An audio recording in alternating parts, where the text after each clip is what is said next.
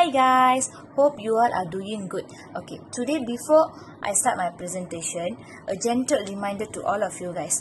Please don't forget to use hand sanitizer, face mask, and also please maintain your 1 meter of distance, which is gap from yourself to another one person. Okay, this is for our safety purpose to break the COVID-19 chain together. Okay, please be safe wherever you are guys. Okay, selamat sejahtera dan salam satu Malaysia. Nama saya Saranya Krishnan. Hari ini saya akan membentangkan tentang pengenalan terhadap tajuk kajian kumpulan kami, iaitu tajuk dia urusan jual beli. Okey, dalam kumpulan saya merangkumi 5 orang ahli, iaitu saya sendiri, Saranya Krishnan. Ahli yang kedua adalah Gayatri, ahli yang ketiga adalah Muhammad Ushairi, ahli yang keempat adalah Ahmad Irfanuddin, ahli yang terakhir adalah Alia Emalina. Okey, dalam pengenalan itu saya dah letak 10 poin yang penting. Okey, sekarang saya akan menerangkan satu poin demi satu poin. Okey, poin yang pertama adalah memberikan kesan yang positif. Pada masa kini, masyarakat lebih sukar dalam urusan jual beli di atas talian, untuk disebabkan untuk menghabiskan kerja mereka cepat dengan mudah.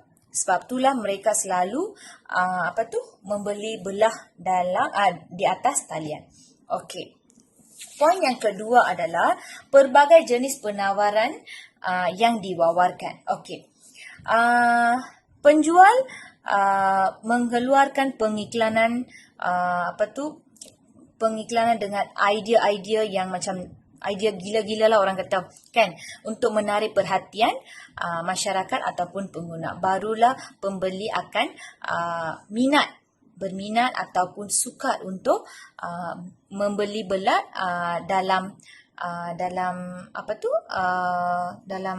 pasaran mereka. Okey. Poin yang ketiga pula, pengiklanan yang mengelirukan. Okey, yang ni pula contoh. Kita ada Shopee, kita ada Lazada. Yang mana murah, yang itulah masyarakat suka untuk membeli belah. Betul tak? So, macam itulah ada setengah pengiklanan yang dikeluarkan oleh penjual itu mengelirukan masyarakat, mengelirukan pengguna. Okey? So, untuk mengelakkan kekeliruan antara dua belah pihak ni, kita perlu mengadakan berkomunikasi secara lisan. Sebagai contoh, kita kena ada macam bukti lah, sebagai bukti dari segi menggunakan SMS lah, phone call lah, ataupun melalui email, okay, dan sebagainya. Okey, poin yang keempat pula, kes penipuan. Okey, baru-baru ni pihak polis mengatakan ataupun diterima sebanyak 37 kes dalam 3 bulan pertama dalam tahun ni. Kebanyakan kes adalah direkodkan kes penipuan berkaitan dengan barang kemas. Okay. Poin yang kelima adalah membabitkan barang kemas. So, sama seperti yang saya katakan dalam poin yang keempat, kes penipuan, membabitkan barang kemas, iaitu barang kemas mencatatkan antara kes penipuan yang paling tinggi. Okey, poin yang keenam pula, jangan mudah percaya, tapi yang itulah kita selalu buat. Okey. So, masyarakat janganlah mudah percaya dengan tawaran jualan barang yang lebih murah dari pasaran. Kalau kita pergi dekat kedai, kalau kita tengok barang tu, kita boleh pegang, kita boleh rasa, kita boleh tanya soalan dekat penjual tu, kan. So, yang tu face to face dengan one to one way communication. Tapi dalam atas talian tu, tak adalah macam tu, kan. Once kita dah terima, kita jadi macam pemangsa. Different lah. Okay, apa yang kita order tu lain, apa yang kita terima tu lain, kan. Macam tu lah. Okay, poin yang ketujuh pula, diminta membuat semakan ketulinan. Yang ni tak silap, kerajaan dah keluarkan satu link untuk kita buat semakan ketulinan transaksi dan memastikan urusan jual beli dijalankan melalui perjanjian dan kaedah diperakui supaya tidak mudah menjadi mangsa, kan. Yang ni ada setengah yang tahu, ada setengah masyarakat yang tidak tahu lagi, kan. So, saya ambil link ni dari kerajaan punya website juga. Dah letak dalam I punya pengenalan jugalah. Okey. Yang ni untuk mengenal pasti sama ada penjual itu buat bisnes mereka tu betul ke atau salah. untuk sebagai bukti lah. Janganlah jadi pemangsa kan. Okay. Poin yang ke-8 pula, membantu menyelesaikan masalah mereka dengan memulangkan wang, iaitu refund dalam perkataan English tu refund kan. Okay. Link ni aman membantu kita untuk menyelesaikan masalah dan juga boleh mendapat balik wang kita dari penjual yang menipu kita. Okey, poin yang seterusnya adalah poin 9. Okey, suatu perjanjian yang dikuatkuasa oleh mahkamah. Okey, yang ni pula seseorang penjual dan pembeli harus membuat perjanjian di mahkamah di bawah Seksyen Akta Kontrak 1950 bagi mengelakkan isu yang seperti ini, isu konflik lah. Okey, poin yang terakhir pula, pembeli harus membayar sesuai dengan harga yang ditetapkan. Takkanlah selalu penjual saja yang tipu pembeli ataupun pengguna kan. Malahan pembeli pun buat hal juga. Sebagai contoh, pembeli tu nak juga barang yang dia order dalam tempoh masa yang 1 hari ke 2 hari ke, macam tu dia akan paksa penjual tu kan. Tapi dia tak akan bayar. So, penjual haruslah memainkan peranan penting dalam kes ni sebab dia ada hak kan. So, penjual bolehlah bagi tahu dekat pembeli tu, ataupun dia bolehlah keluarkan dia punya visi misi bisnes tu. Katakan okey, kena settle bayaran dulu baru boleh dapat barang macam tu, baru dia boleh memberikan barang mereka macam itulah contohnya lah. So itu saja daripada saya. Pak saya dah habis dah. Terima kasih. Saya akan pass dekat I punya ahli yang seterusnya untuk pembentangan lain. Okey, terima kasih. Salam sejahtera, saya Gayatri. Saya akan menguraikan tentang latar belakang kes kami ini. Saya telah menemu ramah dengan seorang yang bernama Cik Nisha. Cik Nisha yang terpedaya dengan penipuan urusan jual beli dengan kerugian wang berjumlah RM6,384 Malaysia oleh kerana kredibiliti si penjual dalam membuat urus mega pembelian air fryer jenama Philips dengan menggunakan platform pemasaran berlapis Senhin Malaysia. Apa yang telah berlaku ialah Cik Nisha sangat berpuas hati dengan barang yang dibeli kerana beliau telah membandingkan harga di tempat lain dan di Senhin Malaysia. Di Senhin Malaysia, Cik Nisha telah membeli seunit air fryer itu dengan harga RM399 sahaja. Oleh kerana beliau sangat berpuas hati, beliau telah mewar-warkan perkara tersebut kepada saudara dan rakan beliau bahawa jika mahu membeli produk tersebut, beliau boleh membantu untuk mendapatkan dengan harga yang sama untuk mereka juga. Apa yang telah berlaku ialah Cik Nisha telah berkenalan dengan Cik Tina yang juga kawan kepada Cik Nisha untuk memulakan perniagaan sampingan ini. Cik Nisha memutuskan untuk memulakan perniagaan sampingan kerana beliau hendak mengumpulkan duit dengan penjualan ini. Cik Nisha pula berunding dengan Cik Tina kerana Cik Tina mempunyai keahlian dengan Senhin Malaysia, iaitu Cik Tina akan mendapat harga yang lebih kurang daripada Cik Nisha kerana beliau mempunyai kad keahlian dengan Senhin Malaysia. Cik Tina telah memberikan tawaran jika perundingan ini berlaku, Cik Nisha akan mendapatkan harga separuh dan diskaun daripada Cik Tina dengan perundingan ini. Maka dengan perundingan itu, Cik Nisha bermula dengan membeli 3 set air fryer untuk memulakan perniagaan sampingan itu. Beliau mula mempromosikan di pelantar media sosial dan mendapat sokongan daripada ahli keluarga dan rakannya. Beliau telah menjual habis 3 set yang dibeli daripada Cik Tina dalam masa seminggu sahaja. Setelah mendapat sambutan daripada pelanggannya, beliau memutuskan untuk mengambil lebih banyak pesanan daripada pelanggannya. Susulan dengan ini, semasa Cik Nisha membuka tumpahan secara besar-besaran, sebanyak 16 set air fryer telah ditempah oleh pelanggannya. Sebanyak RM6,384 telah diterima daripada pelanggannya dan Cik Nisha telah memindahkan sebanyak RM5,104 kepada bank akaun Cik Tina. Sebanyak RM80 telah diterima sebagai keuntungan untuk setiap set air fryer yang dijual oleh Cik Nisha. Selalunya, Cik Tina akan mengemaskini Cik Nisha dengan memberitahu tentang tarikh pengurusan barang tersebut. Dan Cik Nisha dapat mengupdatekan pelanggannya dengan status dan sebagainya. Tetapi selepas transaksi tersebut, Cik Tina tidak menghubungi Cik Nisha dan bukan itu saja, walaupun Cik Nisha cuba menghantar teks atau menghubungi Cik Tina juga tidak berjaya. Cik Nisha mula berasa risau kerana pelanggannya yang memesan air fryer tersebut mula bertanya tentang status pengepusan barangnya tersebut. Lebih daripada 2 minggu, Cik Tina masih tidak dapat dihubungi. Cik Nisha telah memutuskan untuk membuat laporan polis selepas beliau tidak dapat berkontak dengan Cik Tina yang juga bertinggalan berdekatan dengannya. Cik Nisha telah memutuskan untuk membuat laporan polis terhadap Cik Tina atas pertuduhan penipuan urusan jual beli. Sambil menunggu pihak berkuasa mengambil tindakan terhadap Cik Tina, Cik Nisha pula telah memutuskan untuk mengeluarkan wang poket sendiri untuk membayar balik pelanggannya dan memohon maaf atas isu ini. Hasil daripada laporan polis Cik Nisha, Cik Tina telah memunculkan diri untuk berjumpa dengan Cik Nisha dan memohon maaf atas kesilapan yang telah dilakukan olehnya. Cik Tina memohon untuk menarik balik laporan polis kerana dia akan menjejaskan pekerjaan dan Cik Tina berjanji akan membayar semula wang yang telah dipindah oleh Cik Nisha secara bulanan. Oleh kerana Cik Tina juga rakan kepada Cik Nisha telah mendapatkan pengesahan daripada Cik Tina dan Cik Nisha telah memutuskan untuk menarik balik laporan polis daripada pihak polis serta telah mendapatkan mandat daripada pihak polis bagi menguruskan sendiri perkara secara baik.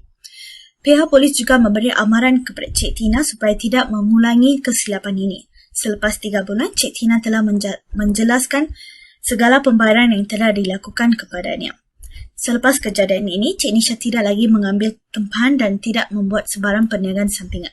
Cik Nisha juga telah berhati-hati dalam mendapat dan memberikan kepercayaan kepada penjual dalam urusan melibatkan wang ringgit.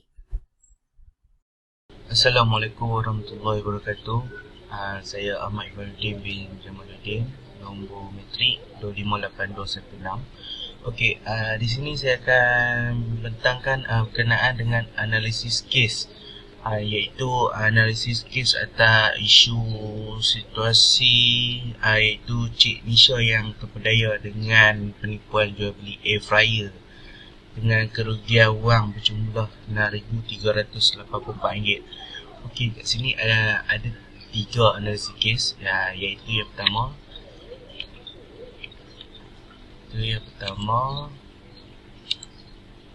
Okey, berdasarkan situasi di sini, wajarkah tindakan Cik Tina mempraktikkan sedemikian tanpa pengetahuan Cik Nisha? Okey, dalam situasi ini, Cik Tina sepatutnya tidak perlu mendiamkan diri setelah mempunyai masalah. Cik Tina berterus terang kepada rakannya, iaitu Cik Nisha, atas sebab yang berlaku demikian supaya tidak berlakunya konflik. Tindakan yang dilakukan oleh Cik Tina adalah tidak wajar apabila berlakunya perundingan sesama Cik Nisha. Cik Nisha dan dengan tindakan Cik Tina tersebut menyebabkan timbulnya perasaan was-was terhadap Cik Nisha, dan Cik Nisha terpaksa menanggung kerugian terhadap pelanggan yang telah membuat pesanan air fryer. Oleh demikian, berdasarkan situasi kes ini, Cik Tina haruslah bersikap jujur terhadap rakannya. Dengan proses interaksi yang berkesan secara tidak langsung, ia dapat membantu dalam menentukan strategi dan mempertingkatkan lagi keberkesanan proses perundingan jualan demi menjaga kualiti produk. Okey, yang kedua adalah wajarkah Cik Nisha melaporkan kepada pihak polis atas berlakunya penipuan jual beli terhadap Cik Tina? Okey, yang kedua ni adalah Cik Nisha wajar melaporkan kepada pihak polis atas penipuan jual beli produk ini kerana jalan penyelesaian terhadap perundingan perniagaan sampingan Cik Nisha terhadap Cik Tina. Dengan tingkah laku yang dibuat oleh Cik Tina adalah perkara yang tidak baik kerana menyusahkan Cik Nisha, disebabkan Cik Nisha terpaksa mengembalikan wang bayaran pelanggannya semula. Okey, itu adalah untuk kes yang kedua, iaitu wajarkah Cik Nisha melaporkan kepada pihak polis. Okey, yang ketiga iaitu apakah langkah yang tepat harus Cik Nisha lakukan?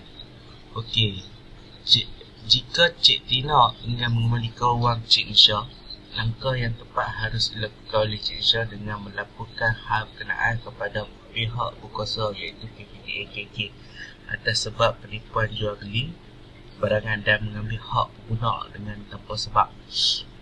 Dengan tindakan Cik Nisha tersebut, membuat laporan kepada KPDK, Cik Tina akan dikenakan kompaun kerana melanggar hak asasi hak pengguna dan menipu jual beli barangan dengan harga tersebut. Dengan langkah tersebut, Cik Tina terpaksa mengembalikan wang yang telah dibayar oleh pelanggan Cik Nisha sebanyak RM5,104. Okay, jadi itu sedikit bagi bahagian saya, dan seterusnya saya akan sambungkan kepada ahli kumpulan saya yang lain. Sekian, terima kasih. Assalamualaikum. Saya akan membintangkan berkaitan dengan perbincangan berdasarkan latar belakang kes. Nama saya Muhammad Mishairi, stand number 252277. Kemajuan teknologi telah mendorong peningkatan pengguna jual beli secara atas talian, dan ianya telah menjadi satu kumpulan penting kepada para pengguna berdasarkan latar belakang kes. Pengguna biasa membuat pembelian secara atas talian pernah mengalami penipuan dan melalui pengalaman buruk semasa proses tersebut. Namun mereka masih bersikap positif terhadap perkara yang berlaku dan mengambil pengajaran agar mereka dapat mengelakkan perkara yang sama berulang kembali. Bagi menangani kes tersebut, pengguna sebagai pembeli akan berkomunikasi dengan peniaga yang terlibat untuk mendapatkan kepastian mengenai suatu situasi yang berlaku dan juga memberi balas terhadap perkhidmatan mereka. Seterusnya, latar belakang kes juga menunjukkan kepentingan kebolehpercayaan pengguna terhadap sesebuah perniagaan yang juga kualiti produk yang dijual. Daripada responden berdasarkan kes tersebut menunjukkan bahawa kepercayaan mereka terhadap kredibiliti peniaga dan juga kualiti produk yang dijual mempengaruhi pengaruh positif ke atas preferensi mereka terhadap pembelian atas talian. Hal ini demikian kerana semakin mereka percaya seseorang peniaga atau kualiti produknya, maka mudah bagi mereka untuk berurusan dengan peniaga tersebut. Maklum balas, komen dan kepercayaan yang diberikan oleh rakan atau ahli keluarga akan lebih mempengaruhi pengguna untuk melakukan aktiviti pembelian dengan peniaga terbabit. Seterusnya, konsep kepercayaan ataupun trust adalah sangat penting dalam proses pembelian atas talian. Ini adalah kerana setiap transaksi itu dilihat sebagai berisiko kepada pembeli, di mana jual beli secara atas talian ini mendedahkan pengguna atau pelanggan kepada kemunculan risiko dan ancaman yang baru. Tambahan pula dalam cerita arus niaga atas talian, di mana kepastian dan maklumat yang sedia ada tidak selari, menyebabkan sikap saling mempercayai antara pembeli dan peniaga amat penting. Sekian, itu adalah daripada saya, itu perbincangan berdasarkan latar belakang kes. Kesimpulan yang dapat dibuat adalah kepentingan kepercayaan pengguna terhadap sesebuah perniagaan dan juga kualiti produk yang dijual. Majoriti pelanggan dan pengguna menunjukkan bahawa kepercayaan mereka terhadap kredibiliti peniaga itu sendiri dan juga kualiti produk yang dijual oleh peniaga itu sendiri juga memberi pengaruh positif terhadap persepsi mereka untuk membeli atas talian. Hal ini kerana semakin mereka percaya seorang peniaga itu dengan kualiti produknya, semakin mudah untuk pelanggan untuk berurusan dengan peniaga tersebut. Selain itu juga, maklum balas, komen dan juga kepercayaan yang diberikan oleh ahli keluarga atau rakan-rakan yang pernah membeli dengan peniaga tersebut akan lebih mempengaruhi pelanggan untuk melakukan aktiviti pembelian dengan peniaga terbabit. Oleh itu, peniaga perlulah sentiasa memastikan barangan yang dijual adalah sama atau seragam dengan yang dipaparkan atau diiklankan bagi mengelakkan kekeliruan pelanggan. Selain itu juga, penting bagi pihak peniaga untuk mengkaji sikap pelanggan yang sentiasa berubah mengikut peredaran masa atau trend. Hal ini kerana transaksi di alam maya ini berbeza berbanding transaksi yang dilakukan secara fizikal. Pihak peniaga seharusnya mempunyai keupayaan dan strategi yang sangat baik untuk memastikan kepercayaan pelanggan terhadap produk mereka tidak berkurangan. Sekian, terima kasih.